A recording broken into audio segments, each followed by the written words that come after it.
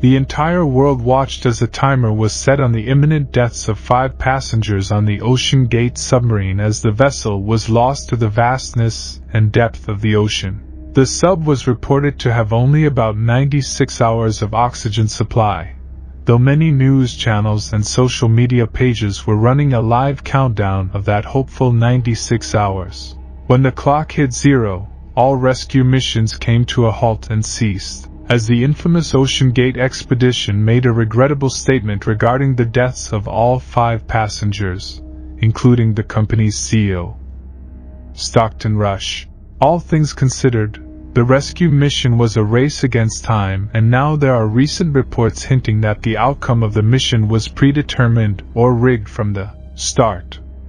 The submarine was in poor condition, and there was a clear disregard for safety protocols, which led to its conviction long before the expedition began. In situations in which you can infect others, it is not just about yourself, but about collective well-being, prioritizing health in general. Not to mention, the conditions around the rescue mission were also extremely difficult.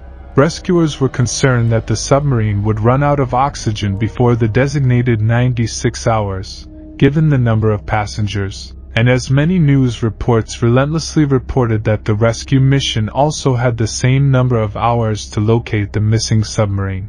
The experts had to weigh in on the matter. According to Titanic submarine and expedition experts, rescuers had approximately 76 hours to locate the missing Ocean Gate ship. Even then, the chances of finding the passengers alive were pretty slim. Devilish as it may seem, the passengers had no way out. It's true that any human trying to swim 4 kilometers below the ocean's surface would be crushed by ocean pressure. But humans tend to fight for their survival, right? Although it is hard to believe, all 5 passengers were trapped inside the submarine, which means that the door of the boat could only be opened from the outside. It is not difficult to understand what that means. Even if the sub were found on the ocean floor with the passengers alive, U.S. Coast Guard rescue operations would be virtually useless due to the great depth of the ocean. The submarine would be trapped in the mud on the seabed, rendering it immobile and inaccessible. We would have no choice but to leave the passengers where they were found. Tim Malton, an expert on the sinking of the Titanic, was also not optimistic about rescue missions. Since Moulton was well aware of the location of the wreckage, he offered a more realistic perspective on the missing sub. He suggested that due to the sub's poor design and ocean pressure, the vessel was likely damaged and water entered. Finding the submarine was like looking for a needle in a haystack, and besides, submarines couldn't tow it to the surface of the ocean. Boats at the bottom of the ocean are difficult to handle. Furthermore, we know more about the surface of the moon than we do about our own ocean surface. For this reason, many experts consider the rescue mission to be an illusion, or a hoax. When Ocean Gate launched the submarine into the ocean, they knew that if something went wrong, there was no going back. The company made sure that passengers repeatedly signed liability release forms. It seems that Ocean Gate sent its passengers into the ocean with no intention of helping them.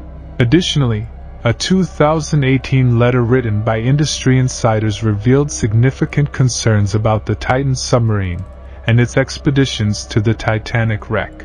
The Marine Technology Society, a marine think tank, criticized Ocean Gate, the company behind the Titan submarine, for its experimental approach and lack of independent evaluation by industry regulators. They questioned whether the Titan should have been evaluated by industry advisors or risk regulators.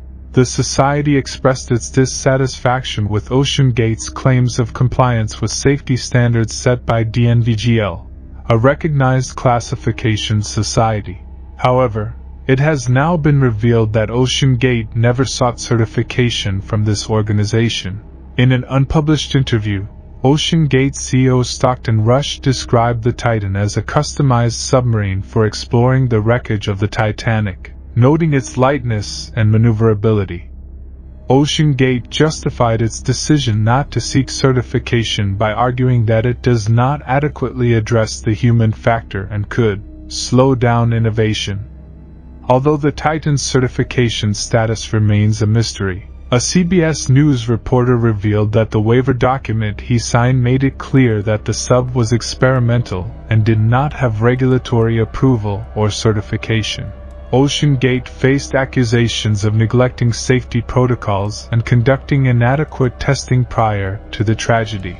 David Lockridge, the company's director of marine operations, raised concerns about the submarine's readiness and its capabilities. However, his concerns were silenced and a legal battle broke out. This situation exposed OceanGate's security protocols, but the result was kept secret.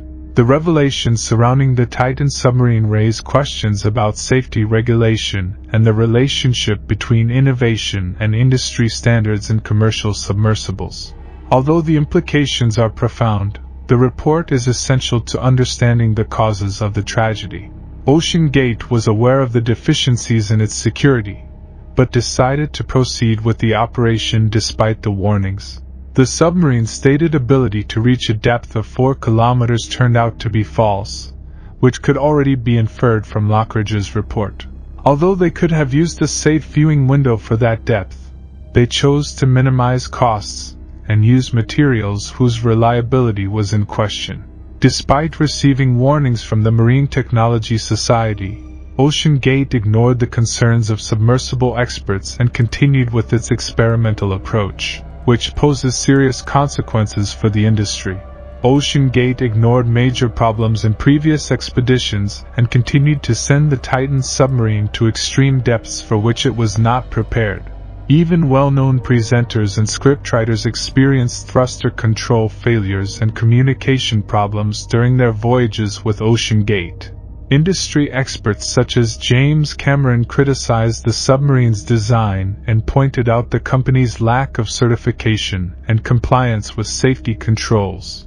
Despite the warnings, OceanGate persisted in its actions, arguing that standardized security testing was hindering technological innovation. This highlights the company's negligence and disregard for expert reports and security checks.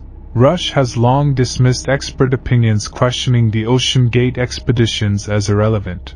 On his blog, he argued against involving third parties in the innovation process and was reluctant to allow an outsider to dismantle his creation.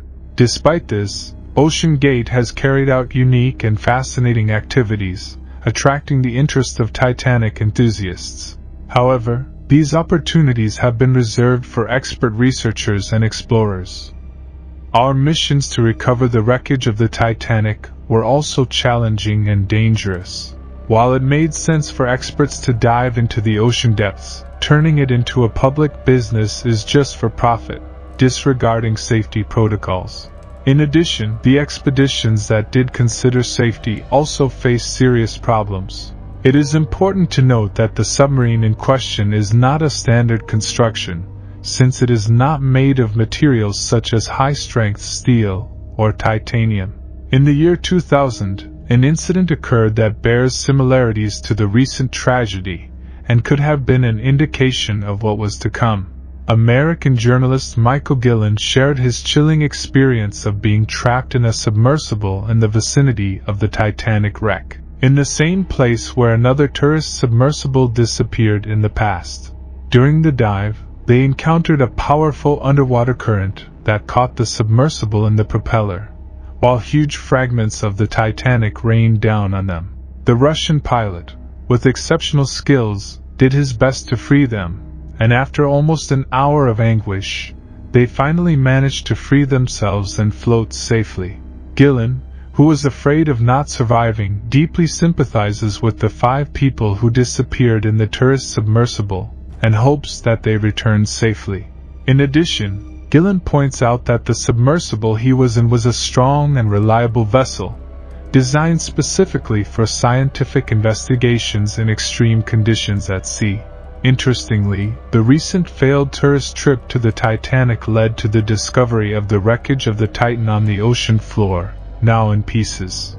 Dr. Gillen and Tyson raised doubts about the suitability of the Titan submersible, and question whether such a risky dive should have been allowed. They highlight the importance of having well-built and certified vessels to explore the deep sea. The contrast between the reliable and scientifically designed Mero 1 and the safety concerns surrounding the Titan raises questions about its suitability for tourist expeditions. Both experts advocate a pause on Titanic expeditions until there is a better understanding of the Titan's failings and the importance of ocean safety.